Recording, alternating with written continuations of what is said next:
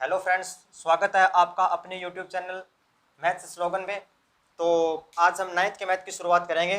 तो नौवीं के मैथ के बारे में आपको बताता हूँ फ्रेंड्स कि नौवीं के मैथ के फर्स्ट चैप्टर के अंदर क्या क्या चीज़ें हैं, जैसे कौन कौन सी संख्याएं हो सकती है, जैसे कौन कौन सी पूछी जा सकती है वगैरह। तो सबसे पहले हम उसके बारे में बेसिक्स जानेंगे कि संख्या कौन कौन सी होती है, जैसे प्राकृतिक संख्या कौन सी होती है, पूर्ण संख्या कौन सी होती है, पूर्णांक कौन सी होती है, प्रिमेय अप्रिमेय संख्याएं, सम विषम भाज्य अभाज्य वास्तविक संख्याएं, जैसे संख्या रेखा क्या होती है, उसके बारे में हम पूरी डिटेल से जानेंगे कौन सी संख्या क्या होती है। तो उससे पहले अगर आपने हमारे चैनल को अभी तक सब्सक्राइब नहीं किया है तो सब्सक्राइब करें और बेल आइकन भी दबा लें, जिसको आपको जो भी हमारी नई वीडियो अपलोड हो तो आपको उसका नोटिफिकेशन मिल जाए। और तो हम शुरुआत करते हैं मैथ की। तो देखिए नाइन्थ चैप्टर का, नाइन्थ के मैथ का फर्स्ट चैप्टर। सबसे पहले बताता हूँ प्राकृतिक संख्या क्या होती है। प्राकृत संख्याएं, प्राकृत संख्या क्या होती है फ्रेंड्स, जिसे हम नेचुरल नंबर कहते हैं। नेचुरल नंबर, नेचुरल नंबर क्या होता है, वे संख्याएं जो एक से शुरू होकर अनंत तक जाती हैं, यानी कि वे संख्याएं जो एक से शुरू होकर कहां तक जाती है, अनंत तक जाती है, कौन सी संख्या कहलाती है, प्राकृत संख्याएं कहलाती है। ठीक है, तो ये कौन कौन सी हो जाएगी संख्याएं जो एक से शुरू होती हैं। ठीक है, तो एक, दो, तीन, चार, पाँच, ये वाली संख्या कौन सी हो जाएगी, प्राकृत संख्या। कहाँ तक जाती है, अनंत। ये अनंत का साइन होता है फ्रेंड्स, देखिए ये वाला। ठीक है, तो ये कौन सा होता है, अनंत का साइन, अनंत बोला जाता है इसको।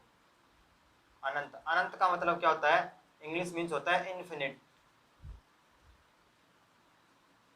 इन्फिनिट। ठीक है, यानी कि अगर आप ऐसे सरल भाषा में बताएं तो जिसका कोई अंत न हो, मतलब कि जिसका कोई अंत न हो, जिसका कोई अंत न हो।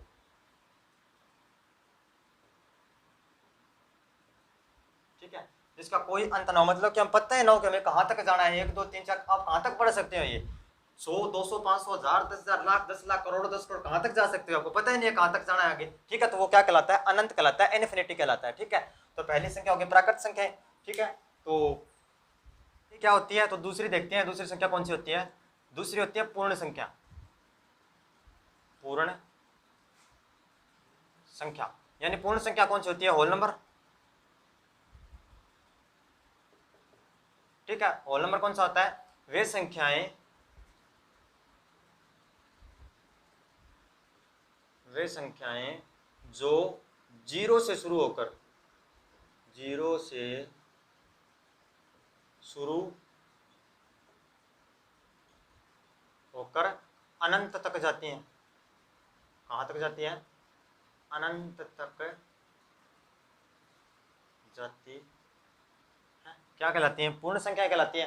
ठीक है, तो कौन कौन सी हो जाएगी पूर्ण संख्याएं, पूर्ण संख्या हो जाएंगी 0, 1, 2, 3, 4, और ये कहाँ तक जाएंगी, अनंत तक जाएंगे, पता ही ना हो वो कौन सी होती हैं, वो पूर्ण संख्या कहलाती हैं। ठीक है फ्रेंड्स, तो यानी कि प्राकृतिक संख्या में क्या था, वहाँ एक था, इसके साथ बस 0 और आ जाएगा, बस यही हो जाएगी पूर्ण संख्या। तो हम देखते हैं तीसरी संख्या कौन सी होती है।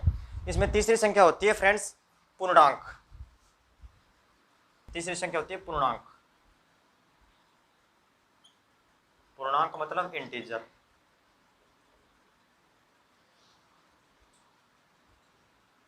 ठीक है, इंटीजर, इंटीजर कौन सी होती हैं, वे संख्याएं जो,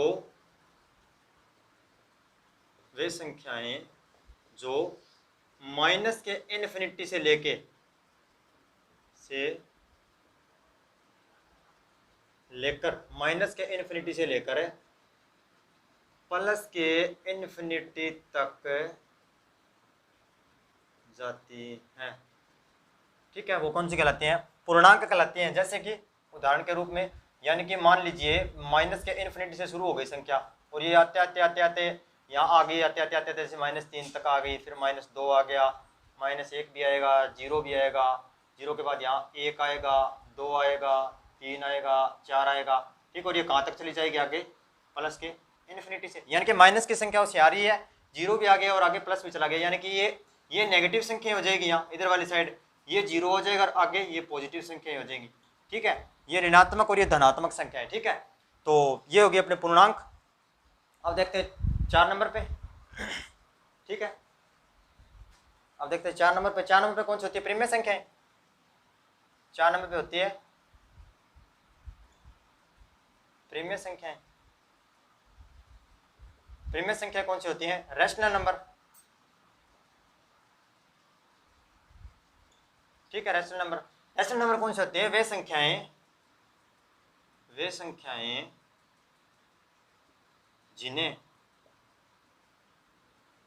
जिन्हें P बटा क्यू के रूप में लिखा जा सकता है। ठीक है, यानी कि कहने का मतलब क्या है, जैसे कि मैं आपको बताता हूँ, ये है मेरा P, ये है क्यू। ठीक है, ये P बटा क्यू, ये होता है अंश होता है फ्रेंड। ठीक है, अंश क्या होता है? न्यूमिनेटर, इंग्लिश में बोला जाता है न्यूमिनेटर। ठीक है, और ये होता है मेरा हर, और हर क्या होता है? हर का मतलब होता है डिनोमिनेटर।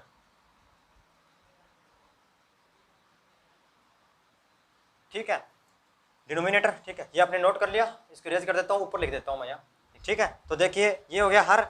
अब देखिए P बटा क्यू कौन सा होता है? P बटा क्यू, यानी कि अगर मैं कोई संख्या लिखूं, जैसे कोई संख्या लिखता हूँ, जैसे मैंने लिख दिया 1/2। ठीक है, 2/3, 5/7, 8/17। ठीक है, माइनस का 2/8, माइनस का 4/7, माइनस का 9/13। ठीक है, ये संख्या कौन सी हो जाएगी? ये सारी प्रिमेय संख्या है। क्यों? ये क्या बताया था? ये क्या होता है? ये होता है अंश, और ये क्या होता है? नीचे वाला हर, ये तो होता है। ठीक है, तो इसमें ये क्या हो गया? फिर ये अंश हो जाएगा, और नीचे वाला ये वाला हर। ठीक है, इसमें भी ये वाला हर है, ऊपर वाला क्या है? अंश है। ठीक है, यही तो है सारे, ये सारी संख्या हो जाएगी। अच्छा, इसमें एक चीज़ और पूछता हूँ आपसे, ये चीज़ नोट कीजिए, फिर पूछता हूँ। ठीक है, ये 7 है यहाँ। ठीक है, नोट कीजिए आप बताइए, क्या जीरो एक प्रिमेय संख्या है? जीरो प्रिमेय संख्या मान सकते हैं? बिल्कुल मान सकते हैं। हाँ, जीरो एक प्रिमेय संख्या है। कैसे है? क्योंकि जीरो के बटा में मैं एक भी तो लिख सकता हूँ ना।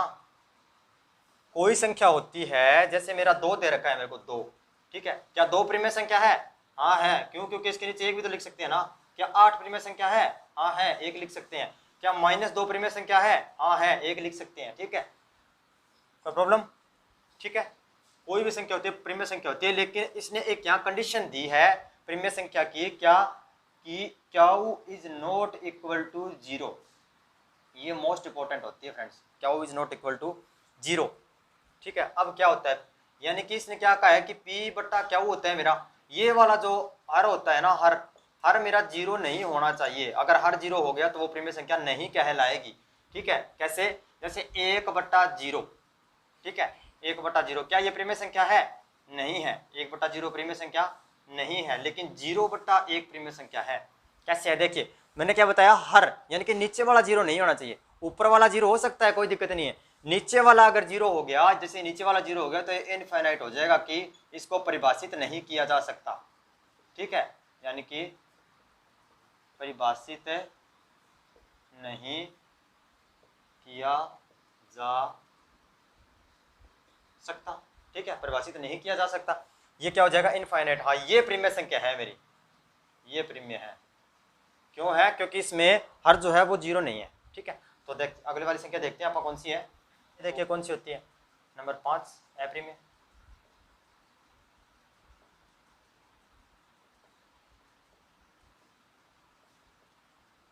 अप्रिमेय संख्या, यानी कि इर्रेशनल नंबर।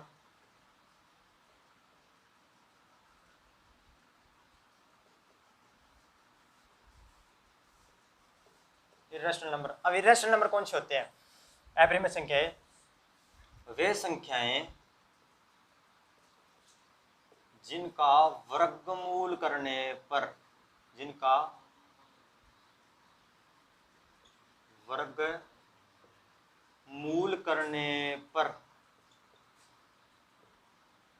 वे संख्याएं रुकती नहीं, रुके ना, कौन सी कहलाती हैं? अप्रिमेय संख्याएं, यानी कि वे संख्याएं जिनका अगर हम वर्गमूल करते हैं तो वे रुकते नहीं है, क्या कहलाती हैं? वर्गमूल संख्याएं कहलाती है। कैसे? जैसे मैंने संख्या ले ली √4, √9, √4 ले लिया, √9 ले लिया मैंने, ठीक है, √16 ले लिया मैंने। अगर अपन √4 है, जो √4 दे रखा है, इसका वर्गमूल क्या होता है? 2, √9 का 3 होता है, √16 का 4 होता है। इसके विपरीत अगर हम इसी का यानी कि 2 का वर्ग करते हैं, 2 का स्क्वायर करते हैं, तो क्या होगा? 2 गुणा 2, स्क्वायर यही तो होता है, 2 गुणा 2 4, तो यही तो आएगा 4, ठीक है। इसका वर्गमूल उल्टा 2 हो जाएगा। ऐसे ये हो गया 3 का अगर मैं स्क्वायर करता हूँ, मतलब 3 का वर्ग अगर करता हूँ, तो 3 गुणा 3 ये कितना हो जाएगा? 9, तो ये √9 यही तो होता है, ठीक है। आगे क्या है? जैसे मेरे को दे रखा है 4, तो 4 का अगर मैं स्क्वायर करता हूँ, तो 4 गुणा 4 ये कितना हो जाएगा? 16, और ये 16 क्या होता है? यही तो होता है 16, ये होता है, ठीक है। लेकिन इसके विपरीत आप नोट कर लीजिए, फिर मैं इसको रफ कर देता हूँ।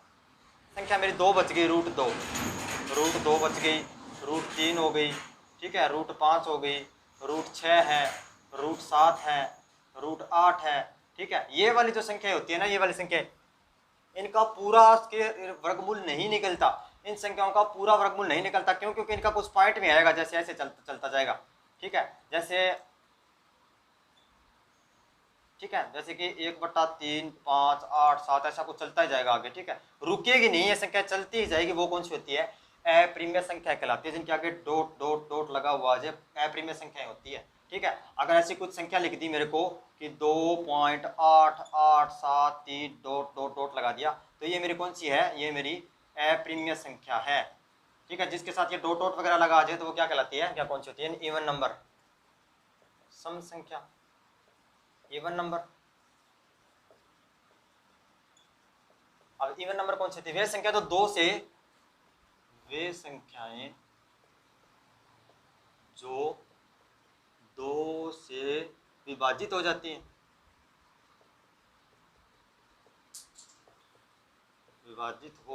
हैं, सम संख्या कहलाती हैं। जैसे कि 2, 4, 6, 2, 4, 6, 8, 10, 12, ऐसे ऐसे करके कहाँ तक चली जाएगी? इन्फिनिटी तक। ये कौन सी होती है? ये सम संख्याएं होती है। इसके विपरीत विषम संख्या कौन सी होती है? फिर विषम संख्याएं यानी कि ओड नंबर कौन से हो? जो 2 से विभाजित न हो, वे संख्याएं जो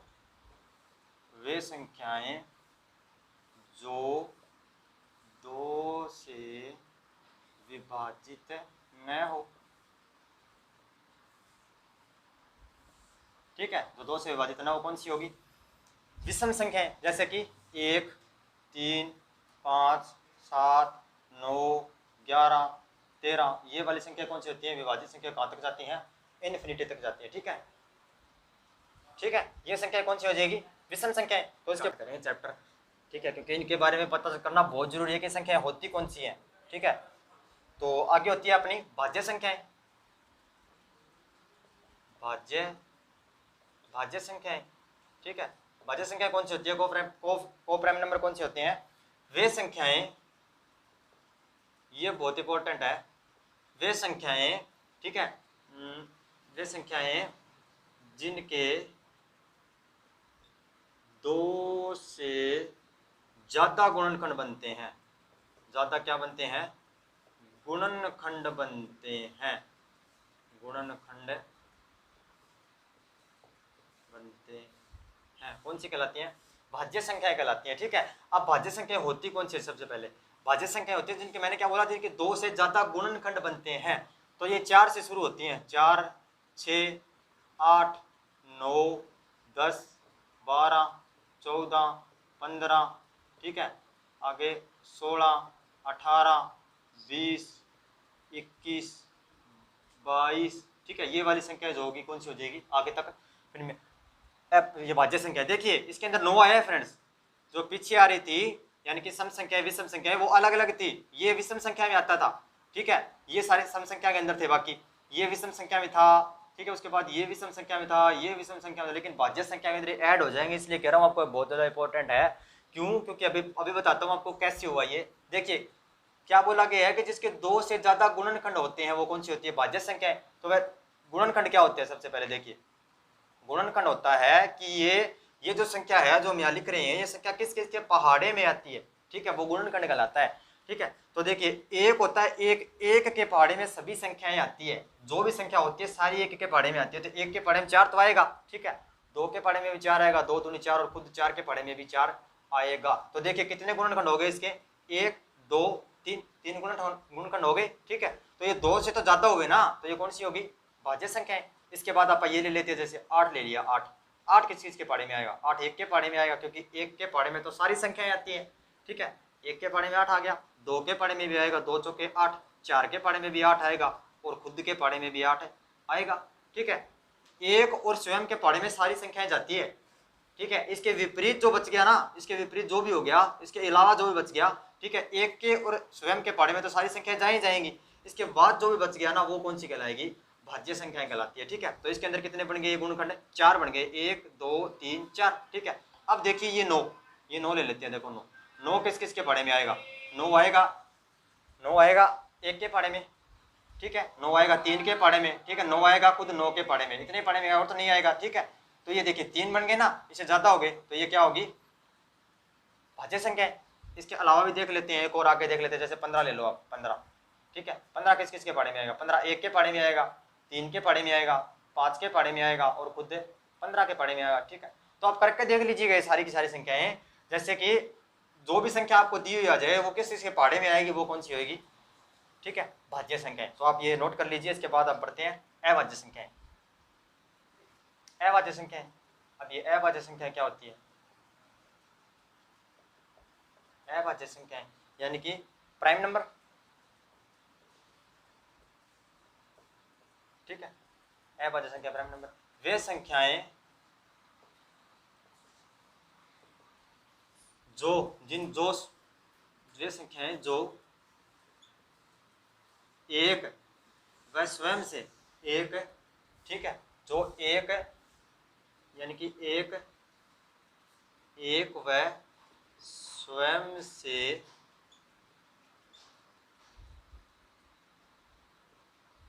जिनके एक व स्वयं से गुणनखंड बनते हो, एक व स्वयं यानी कि वे संख्याएं कौन सी होती है? अभाज्य संख्याएं वे संख्याएं जिनके एक व जो एक और स्वयं के गुणनखंड बनते हो, या तो वो एक पे डिवाइड होती हो, ठीक है, या फिर वो स्वयं के पहाड़े में आती हो। ठीक है, वो कौन सी हो जाएगी?